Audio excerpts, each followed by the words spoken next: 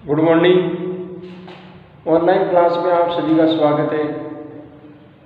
कक्षा 8 में अपन बात कर रहे थे राशियों की तुलना में अनुपात और समानुपात के बारे में और प्रतिशत के बारे में अपन चर्चा कर रहे थे। तो अनुपात और समानुपात के अंदर राशियों की जो तुलना है वो राशियों की जो तुलना करने के लिए उनकी जो राशियां हैं उनका जो एलिमेंट है वो समान होना चाहिए, यानी आनुपातिक ज्ञात होने वाली राशियां समान होनी चाहिए। आपको यदि आनुपातिक संख्याएं यदि याद करनी हो, अनुपात यदि याद करना हो तो आपको क्या करना पड़ेगा? किलोमीटर की तुलना किलोमीटर से करनी है, मीटर की तुलना मीटर से करनी है। अर्थात अनुपात की जो आप मान ज्ञात करोगे, अनुपात के अंदर रखे जाने वाले जो दो संख्यात्मक मान है उनका मान बराबर होना चाहिए। बराबर का मतलब उनका जो तत्व है, राशि है, वो बराबर होनी चाहिए। अर्थात किलोमीटर की तुलना करनी है किलोमीटर से, मीटर की तुलना करनी है मीटर से, रुपए की तुलना करनी है रुपए से।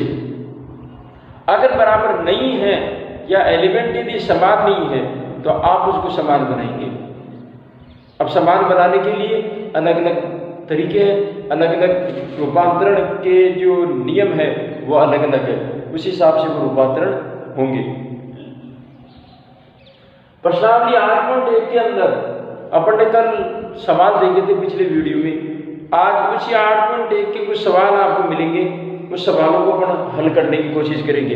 हाँ, आपको प्रतिशत मान यदि याद करना है तो प्रतिशत मान याद करने का मैंने तरीका बताया था कि अब उसका प्रतिशत का मान किस प्रकार से ज्ञात करते।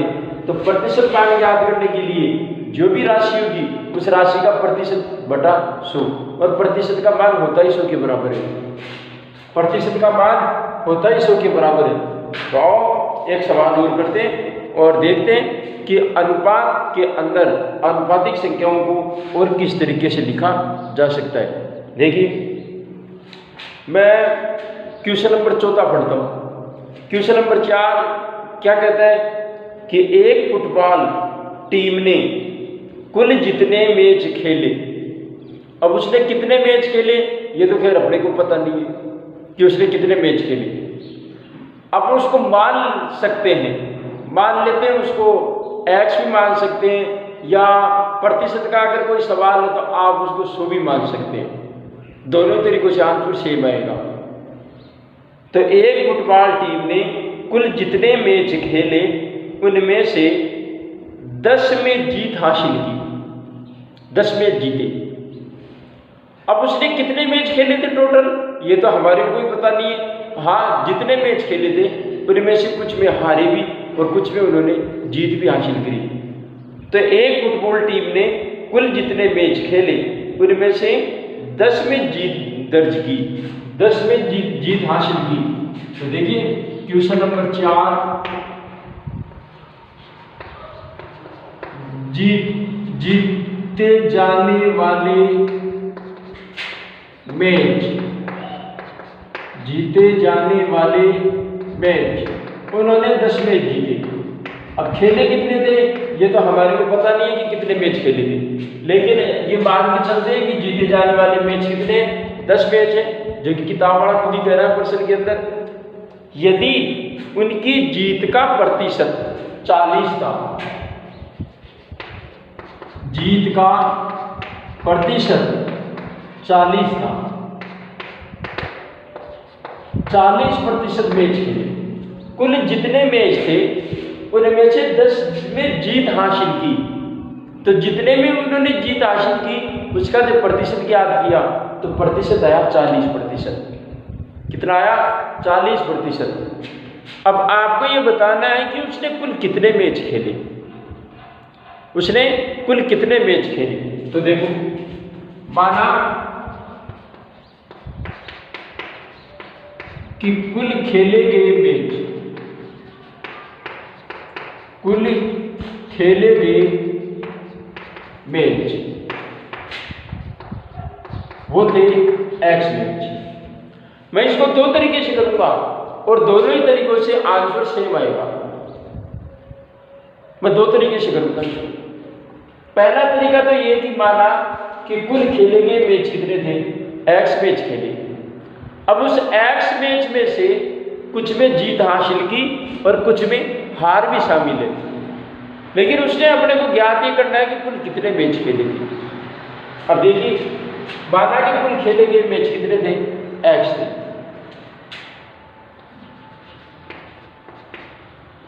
जीते गए मैच आपको 10 मैच जीते थे, खेले कितने थे,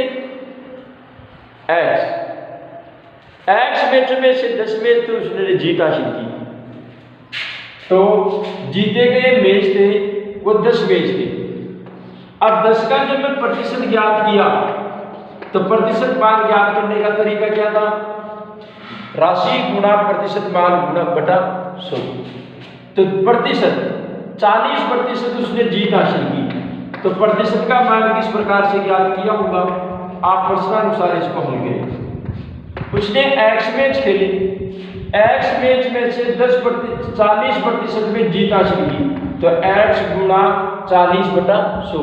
भाई प्रतिशत मान याद करने का यही सूत्र था कि राशि गुणा प्रतिशत दर बटा 100 बराबर। जब इसका प्रतिशत का मान याद किया तो 10 मैच है कि उसने 10 मैच क्या कर लिए, जीत ली। भाई जीत का प्रतिशत भी तो 40 है, तो 40 में जीता होगा, 40% जीता होगा, तो उस जितने मैच खेले थे उसका 40% 10 आया होगा। कितना आया होगा, 10 आया होगा। अब आप इसको हल करो और हल करके और इसका मान ज्ञात करो कि इसका मान कितना आएगा। अब देखो 0 से 0 कट गई, बचे कितने, 4 एक्स। अच्छा 2 से और काट दो, 2 दूनी 4 और 2 पंजे 10। अब 2 को x से गुणा करना है तो 2x बटा 5 बटा 5 और बराबर 10। अब जहां बराबर का चिन्ह होता है वहां पर वज्र गुणा करो। इसके हल नहीं है तो हर एक लगाओ। 2x को तो 1 से गुणा करना है वज्र गुणा करने पर, तो 2x गुणा 1 बराबर 10 गुणा 5। 10 गुणा 5, 2x को 1 से गुणा करेंगे, 2x बराबर 50। ये 2 गुणा में पक्षांतर करने पर भाग में, तो x बराबर 50 भाग 2 बराबर 25। इस हिसाब से x की वैल्यू कितनी आती है, 25 आती है। x की वैल्यू जैसे ही 25 आई तो x को क्या माना था हमने, कुल खेले गए मैच। तो वास्तव में उसने कुल कितने मैच खेले थे, 25 मैच खेले थे। उसमें से 10 मैचों में क्या की, जीत हासिल की, और बाकी 15 मैच क्या हो गए, हार गए। 15 मैच क्या हो गए, हार गए, और बाकी 10 मैच जीते थे 25 में से। तो उन्होंने टोटल 25 मैच खेले थे, 25 में से उन्होंने तो 10 में तो जीत हासिल की और बाकी में हार मिली। ठीक है, आप इसको खेले गए मैचों को x मान करके हल किया, आप खेले गए मैचों को 100 मान करके भी हल कर सकते हैं, उससे भी आंसर सेम आएगा, कोई दिक्कत वाली बात नहीं है। लेकिन ज़्यादा बेहतर ये होगा कि आप उसको x मान करके हल कर ले तो ज़्यादा बेहतर होगा और संगत भी होगा। तो इस प्रकार से आपको इनका सॉल्यूशन करना था। आओ अब हम बात करेंगे अब क्वेश्चन नंबर 5 की। देखिए क्वेश्चन नंबर 5 में क्या कहता है, यदि चमेली के पास अपने धन का जितना धन उसके पास में था, जितने रुपए उसके पास में थे, तो जितना धन का 75% खर्च कर दिया और खर्च करने के बाद 600 रुपये बचे, तो ज्ञात कीजिए कि उसके पास शुरू में कितने रुपए थे, कितने रुपए थे। देखिए क्वेश्चन नंबर 5,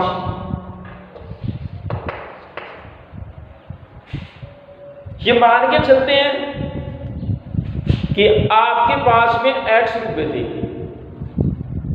x का 75% तो आपने निकाल लिया, तो जितनी राशि आपके पास में थी उसका 75% ज्ञात कर लेंगे, और 75% ज्ञात करके जितनी राशि आपके, अच्छा बची हुई राशि कैसे ज्ञात करते हैं, अगर आपके पास में जितने रुपए थे उसमें से कुछ खर्च कर दिए तो बचे पैसे आपके पास में कितने पैसे बचे हुए हैं वो मान आप कैसे ज्ञात करोगे?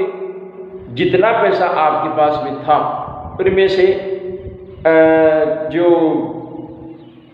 खर्च आपने कर दिया वो खर्च किया हुआ पैसा आपके पास में जितना पैसा था उनमें से क्या करोगे? आप घटाओगे। उनमें से क्या करोगे? घटाओगे। घटाने के बाद में जो पैसा बचेगा वो आपका बचत का पैसा कहलाएगा। तो मान लेते माना कि चमेली के पास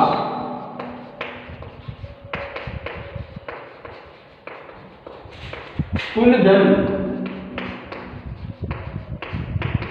X रुपए था। अब आपको रुपए का चिन्ह ऐसे लगाना है। अब ये वाला रुपए का चिन्ह बंद हो गया है। अब आपको रुपए का चिन्ह ऐसे लगाना है। अब चमेली के पास में कुल धन X रुपए था। निकाली गई धनराशि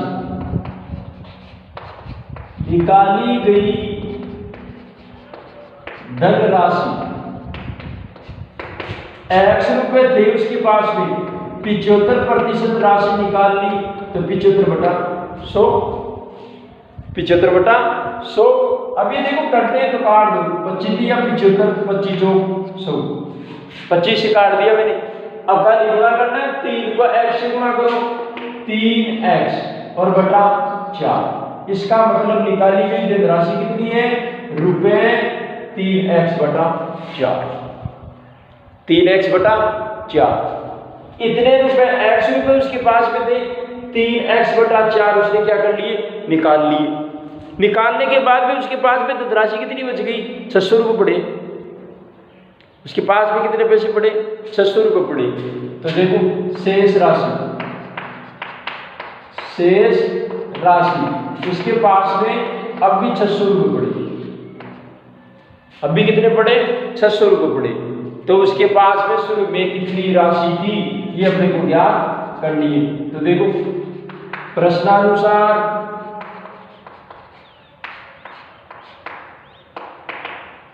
शेष राशि, इस शेष राशि को पकड़िया। शेष राशि को कैसे ज्ञात करोगे? जितना पैसा आपके पास में पड़ा था उनमें से निकाली गई राशि को घटा दे तो शेष राशि बचेगी। अब ऐसे आपको शेष राशि ज्ञात करने के लिए आपके पास में कुल जमा धन x रुपए था। x में से आपने 3x/4 को क्या कर दिया? खर्च कर दिया। घटाओगे तभी तो शेष बचेगा। तो और अब आपके पास में कितने रुपए पड़े? 600 रुपये पड़े। इसको यदि अपना हल कर ले, x का मान ज्ञात कर ले तो x का मान ज्ञात करने पर क्या ज्ञात होकर के आएगा? उसके पास में कुल धन। और प्रश्न के अंदर कुल धन ही पूछा है। प्रश्न के अंदर कुल धन ही पूछा है। इसके हर लिए तो हर एक लगा दो। लघुत्तम तो 4 है, 1 का भाग तो 4 में 4 बार गया। 4 को 1 से गुणा करेंगे तो 4 है माइनस 4 का भाग 4 में देंगे 1 बार। हर का भाग हर में दिया जाता है। 4 का भाग 4 में दिया 1 बार गया। 1 को 3x से गुणा करेंगे तो 3x बराबर 600। 4x को 3x घटाओ x/4 और बराबर 600। अब ये तो परिमेय संख्या है, ये परिमेय संख्या नहीं है तो इसके हल लगा दूंगा 1। x को 1 से गुणा करो, वजन गुणा करूंगा